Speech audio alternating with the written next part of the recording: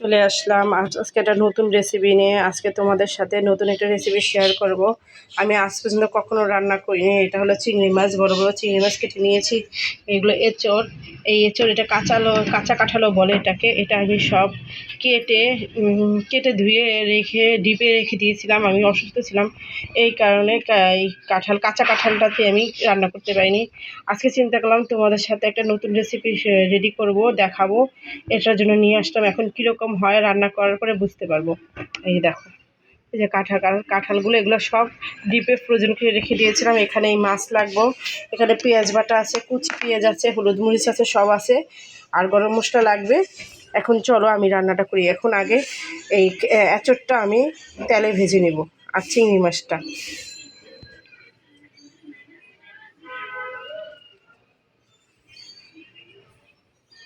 এঁচড়টার ভিতরে একটু লবণ, অল্প একটু লবণ মাখিয়ে নেব। লবণ আর একটু হলুদ মাখিয়ে আমি এটা তেলে ভাজবো। হালকা একটু হলুদ মাখিয়ে এখন এটা আমি তেলে ভেজে নেব। এভাবে ভেজে নেব, সাথে চিংড়ি মাছটাও ভেজে নেব। তেলটা গরম হয়ে গেছে। এখন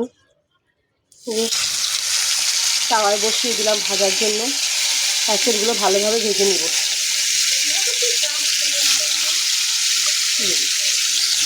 সবগুলো এঁচড় এক এক করে সবগুলো এঁচড় ভেজে নেব।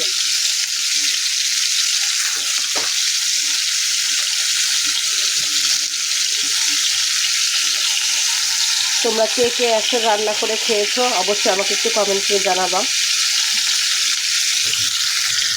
এই চুলায় এঁচড়গুলো ভেজে নিচ্ছি। এখন এই চুলায় এঁচড় রান্না করার জন্য তেল দিয়ে দিলাম, কারণ বসে থাকা যাবে না। দুই চুলায় দুইটা দিয়ে জলদি করে রান্না করে ফেলবো। অনেক সময় হয়ে গেছে। এখানে পেঁয়াজ কুচি দিয়ে দিলাম, পেঁয়াজটা ব্রেস্তা করে নিই। পেঁয়াজের সাথে জিরা দিয়ে দিলাম, গরম মশলা, এই যে এখন ভেজে নিব। ভালোভাবে বেরেস্তা করে নেবো এগুলোর সাথে। এই দেখো, এইভাবে লাল করে এঁচড়গুলো ভেজে নিব। দেখেছো ভাজাটা?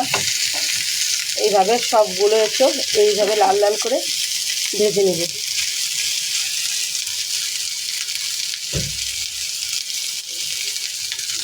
হয়ে গেল আমার এঁচড়গুলো। এইভাবে সবগুলো এঁচড় ভেজে নেব।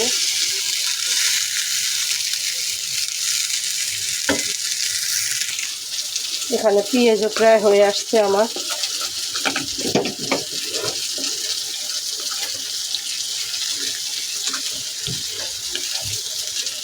এখন অল্প অল্প করে সব মশলা দিয়ে দিব।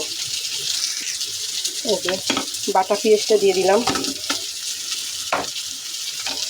ভিজে ছিল। এখন একে একে করে সব মশলা দিয়ে দিব। এই এঁচড় তরকারিতে যত মশলা কষাবে অত ভালো, মশলাটা যত ভালোভাবে কষানো যায়। তোমরা সবাই এঁচড় রান্না করার সময় ভালোভাবে কষিয়ে নেবে। আমি শুনেছি, এক মাসিমা বলেছে আমাকে এইভাবে রান্না করতে। দেবী দিদির মা আমাকে বলেছে, তাকে জিজ্ঞেস করেছিলাম মাসিমাকে, সে বলেছে এইভাবে আমাকে রান্না করতে। এখন আদা বাটা দিয়ে দিব, 2 চামচ আদা বাটা দিয়ে দিলাম।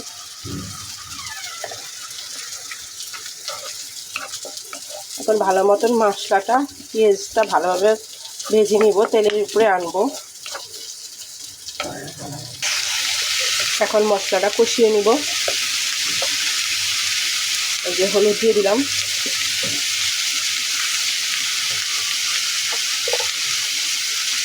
মরিচের গুঁড়া, মরিচ যে যতটুকু ঝাল খাবো ওই অনুসারে দিবা। এখন ভালোভাবে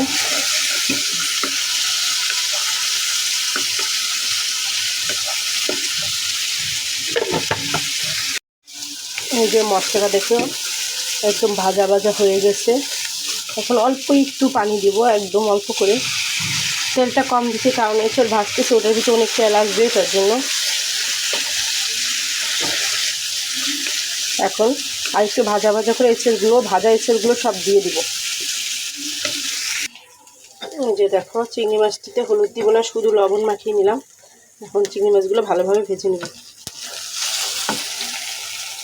সবগুলো চিংড়ি মাছ ভেজে নেব।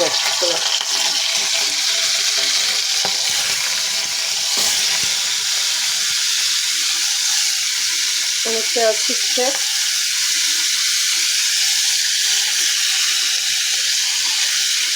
ভাজা হতে থাকে। এখন সবগুলো ভাজা এঁচড় যে ভেজে নিয়েছি সবগুলো দিয়ে দিলাম মশলার ভিতরে, ভালোভাবে কষিয়ে নেব।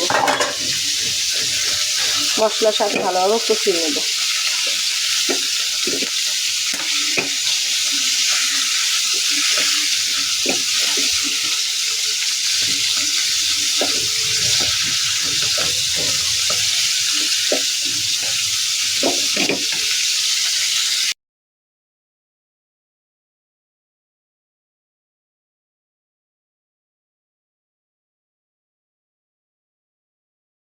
এই দেখো একটু ভাজার সময় তো লাল হয়ে গেছিলো এঁচড়টা, আর একটু ঝোল দিয়ে দেবো কারণ মাছটা দিব, এই কারণে একটু ঝোল দিয়ে দিলাম। চিংড়ি মাছগুলো ভাজা হয়ে গেছে আমার, এখন চিংড়ি মাছগুলো দিয়ে দিব। এখন চিংড়ি মাছগুলো সব দিয়ে দিব।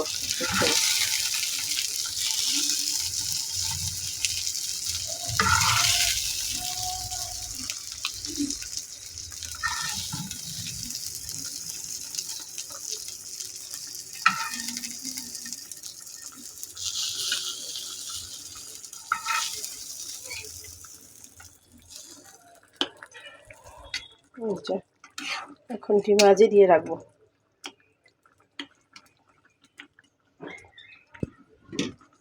এই যে ঢেকে দিলাম, এখন ডিম মাঝে হতে থাক।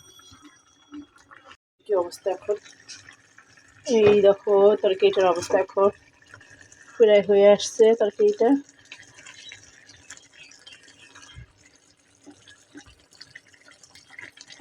এখন একটু জিরা ফাঁকি দিয়ে দিব, গুঁড়া করা গুঁড়া করাটা দিয়ে দিব। দেখো একদম হয়ে গেছে। এখন একটু গুঁড়া করা জিরাটা দিয়ে দিব সাথে, স্বাদের জন্য টেস্টটা বেড়ে যাবে এটার জন্য।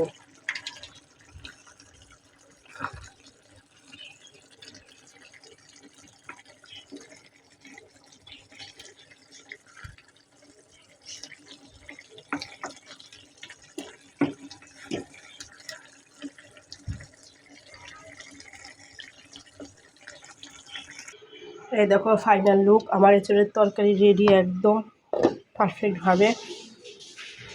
কেমন হয়েছে একটু প্লিজ কমেন্ট করে জানাবা। যে যেখান থেকে আমার ভিডিওটা দেখছো পুরো ফুল ওয়াচ করে দেখবা, আর ভিডিওটা লাইক দিয়ে কমেন্ট করে শেয়ার করে দেবো। আমার ভিডিওটা যদি ভালো লেগে থাকে অবশ্যই আমার পাশে থাকবা, আর আমার চ্যানেলটাকে সাবস্ক্রাইব করে বেল আইকনটা ক্লিক করে দিবা। কারণ যদি আমার ভিডিও তোমাদের কাছে ভালো লেগে থাকে অবশ্যই আমি ভিডিও ছাড়ার সাথে সাথে তোমাদের কাছে চলে যাবে।